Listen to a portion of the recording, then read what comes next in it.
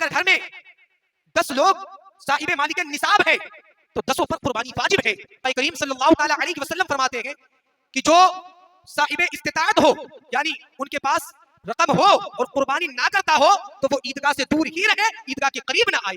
ये आका करीम सल्लल्लाहु अलैहि वसल्लम का कौल है कि फिर जब वो उसके साथ चलने के काबिल हो गया, कौन किसके साथ चलने के काबिल हो गया, यानी कि जब हजरत इस्माइल अलैहिस्सलाम हजरत इब्राहीम अलैहिस्सलाम के साथ चलने के काबिल हो गए, तो हजरत इब्राहीम खलीलुल्लाह अलैहिस्सलातु व तस्लीम को ख्वाब आया।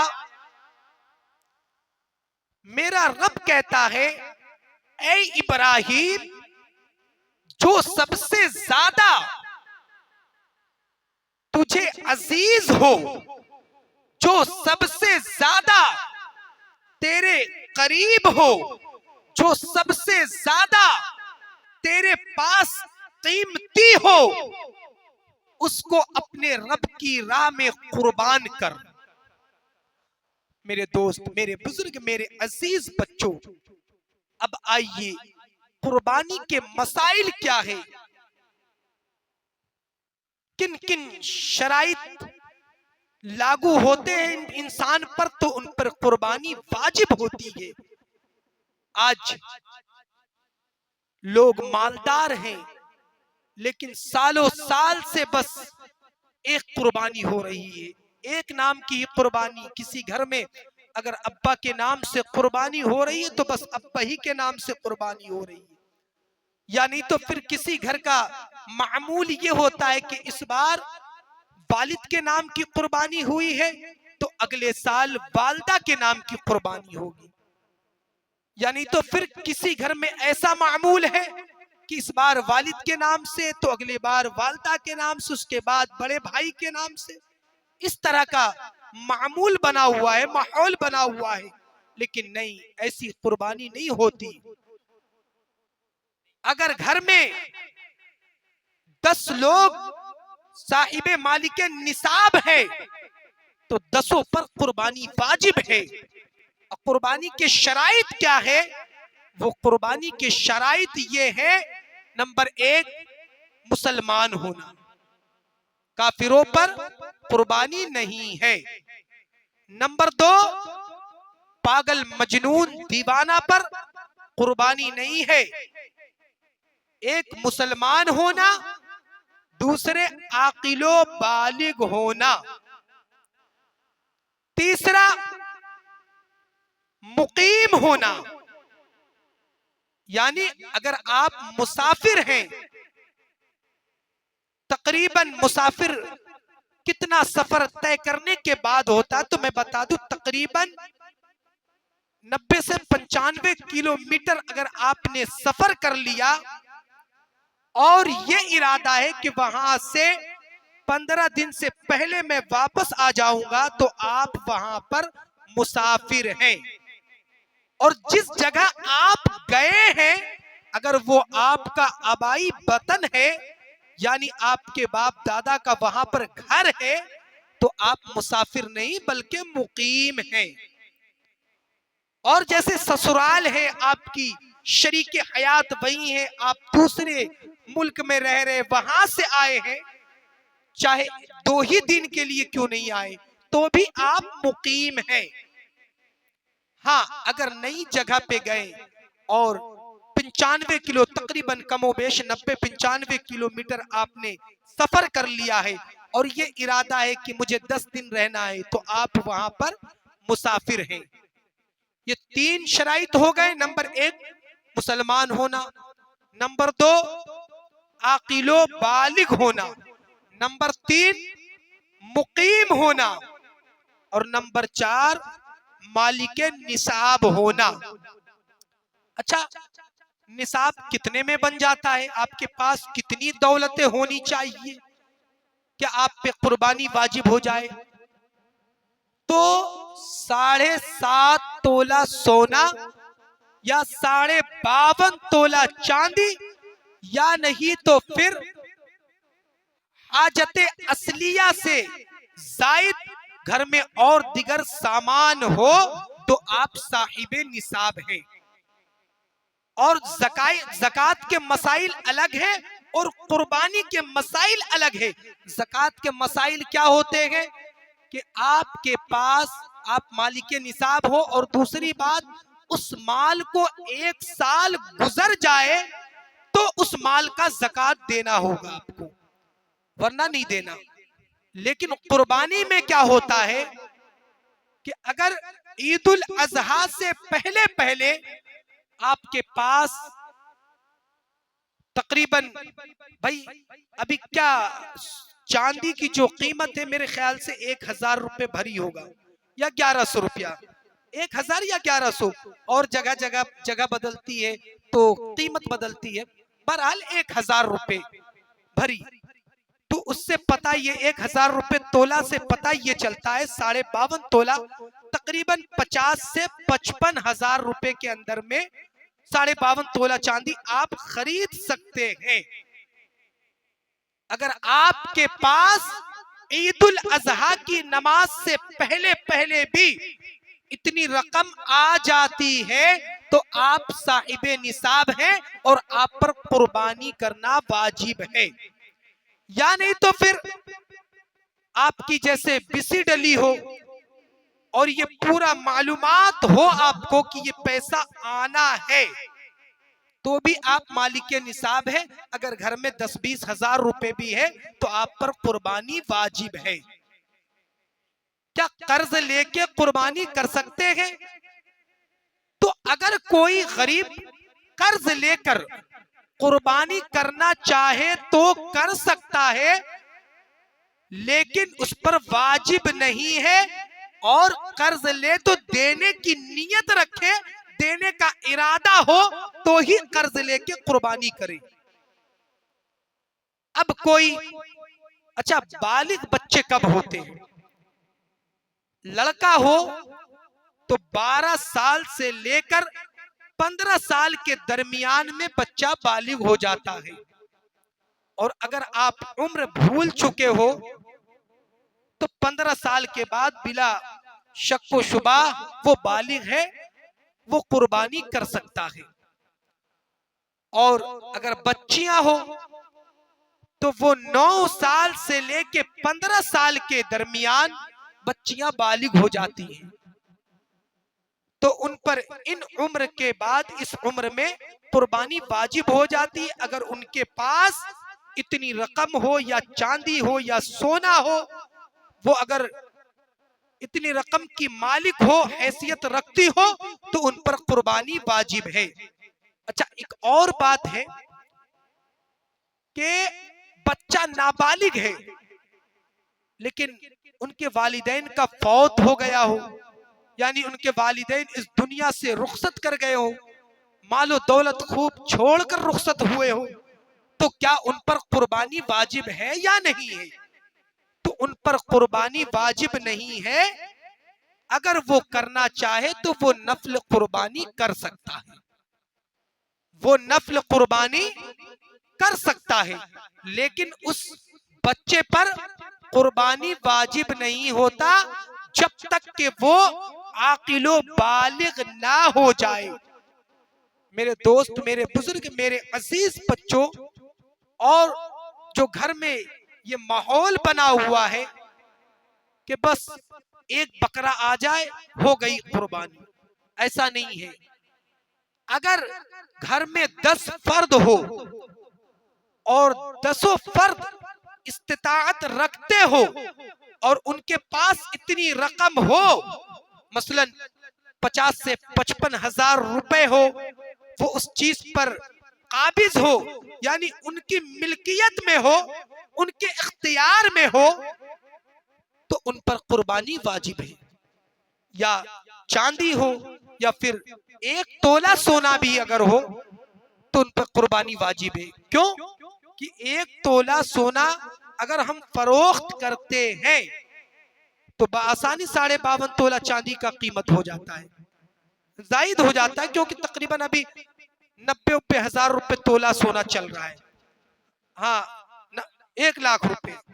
तो उससे अगर हम चाहे तो 2 लोग मालिक निसाब बन सकता है, 50-50 हजार रुपए अगर करे तो 1 तोला सोना भी अगर हो तो वो इंसान इस्तिताअत रखता है, उस पर कुर्बानी वाजिब है।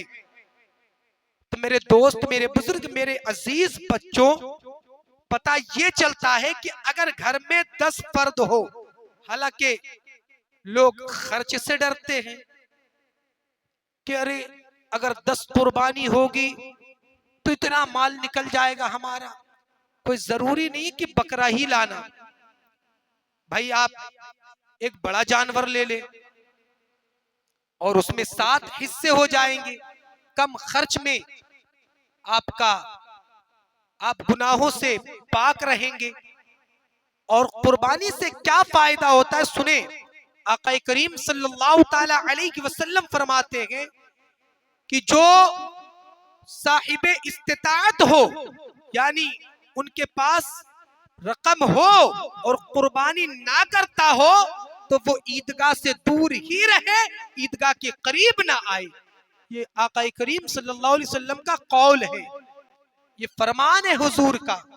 और सुने, जब आका करीम सल्लल्लाहु अलैहि वसल्लम कुर्बानी किया करते तो अपनी बेटी फातिमा के नाम से जब क्या करते, तो बेटी फातिमा को बुलाते और कहते बेटी करीब आओ, आपके नाम की कुर्बानी होने जा रही है, ताकि आप गवाह बन जाओ रब की बारगाह में कि मेरे नाम की कुर्बानी मेरे नजरों के सामने हुई है। हालांकि कुर्बानी तो गैर मौजूदगी में भी हो जाती है, लेकिन जो बातें मौजूद होने की होती है, जो मजा, वो गैर मौजूदगी में नहीं होती। अगर कोई फॉरेन कंट्री में अगर चाहे कि मैं रकम भेज दे रहा हूं, आप कुर्बानी करा दे, तो ऐसा नहीं कि कुर्बानी नहीं होगी, कुर्बानी तो हो जाएगी, लेकिन उसके सवाब में और मौजूद होने के सवाब में फर्क है। क्योंकि खातून जन्नत सैयदा फातिमा ज़हरा रज़ियल्लाहु ताला अन्हा ने पूछा, बाबा जान क्या मौजूद होना जरूरी है? तो कहा बेटी बहुत बड़ा सवाब है, बहुत बड़ा सवाब है। कहा बाबा जान सिर्फ हम अहले बैत ही के लिए है या फिर तमाम उम्मते मुस्लिमा के लिए है? कहा बेटी फातिमा अहले बैत के लिए खास सवाब है और तमाम उम्मते मुस्लिमा के लिए आम सवाब है। मेरे दोस्त, मेरे बुजुर्ग, मेरे अजीज बच्चों, कुर्बानी की बहुत बड़ी फजीलतें हैं। सहाबा आते हुजूर की बारगाह में, कहते हुजूर कुर्बानी का क्या सवाब है? कहा मेरे आका फरमाते हैं कि हर एक जानवर का सवाब मिलता है।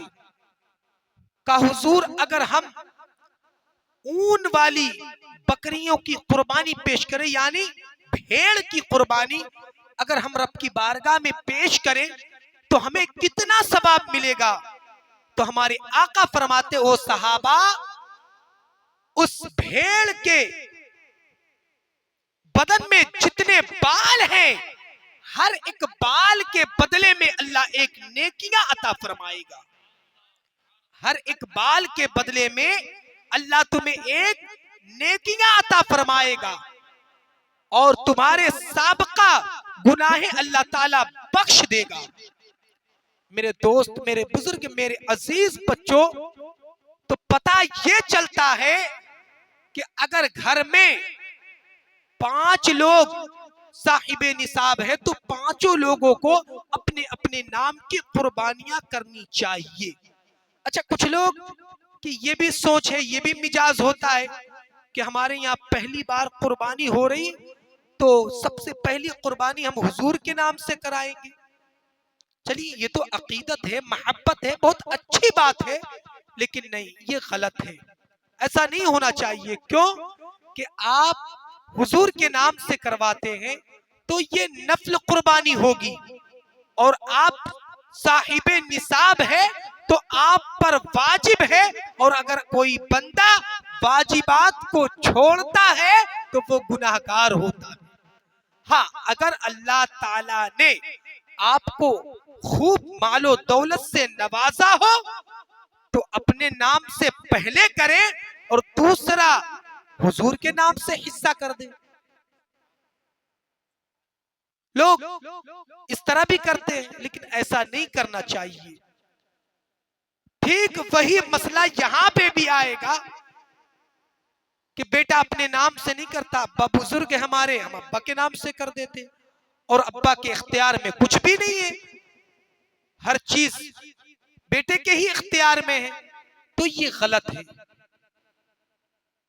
क्योंकि अगर वो बेटा अब्बा के नाम से करता है और अब्बा इस्तिताअत नहीं रखते, बेटा इस्तिताअत रखता है, तो कुर्बानी वाजिब अब्बा पर नहीं बल्कि बेटे पर है। तो उस बेटे को चाहिए कि कुर्बानी अपने नाम से करे। हाँ, अगर दो हिस्सा करता है तो पहला हिस्सा अपने नाम से करे और दूसरा हिस्सा अपने वालिद के नाम से करे।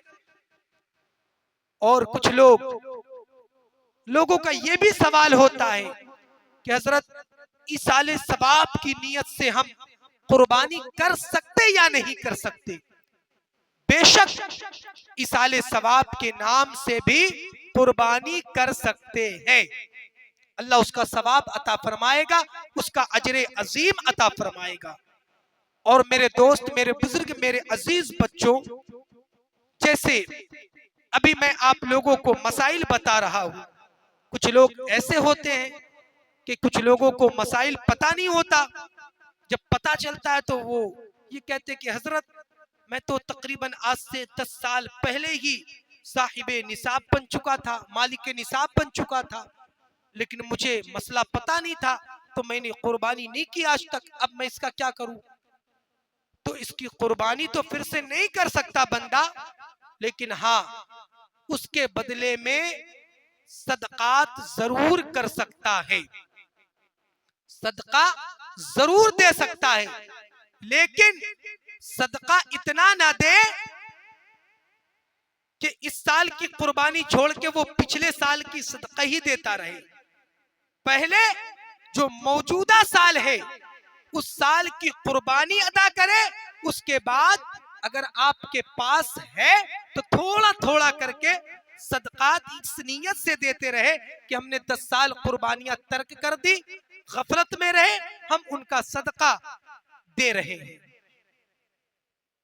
मेरे दोस्त, मेरे बुजुर्ग, मेरे अजीज बच्चों, ऐसा ही होना चाहिए। और कुर्बानी की बहुत बड़ी फजीलतें हैं। आका करीम सल्लल्लाहु अलैहि वसल्लम फरमाते हैं कि जब कुर्बानी के जानवर का खून का पहला कतरा जमीन पर गिरता है तो जिसके नाम की कुर्बानी होती है, अल्लाह रब्बुल इज्जत उनकी गुनाहों को बख्श दिया करता है, उनकी गुनाहों को बख्श दिया करता है। और मेरे दोस्त, मेरे बुजुर्ग, मेरे अजीज बच्चों, कुर्बानी की फजीलतें बड़ी क्यों ना हो, क्योंकि हम मुसलमानों का महीना जो शुरू होता है वो भी कुर्बानी से होता है, और जो खातिमा होता है साल का वो भी कुर्बानी ही पर होता है। अब देखें ना, मुहर्रमुल हराम के महीने से हम लोगों का साल शुरू होता है, उसमें भी कुर्बानियां हैं, उसमें तो इतनी बड़ी बड़ी कुर्बानियां हैं कि क्या कहने हैं। 6 माह के अली असगर को भी पेश किया, 18 साल हजरत अली अकबर को भी पेश किया। हर तरह की कुर्बानियां नवासे रसूल ने रब की बारगाह में पेश किया। फिर भी नवासे रसूल ने रब की बारगाह में यही कहा, ए अल्लाह, जान तो दी हुई तेरी थी, हक तो ये है कि हमसे हक अदा ना हुआ। मेरे दोस्त, मेरे बुजुर्ग, मेरे अजीज बच्चों, तो कुर्बानी का महीना, कुर्बानी की तारीख करीब आने वाली है। हमें और आपको ये चाहिए कि घर में जितने फर्द पर ये शराइत लागू होते हैं, हर फर्द के नाम से कुर्बानियां होनी चाहिए।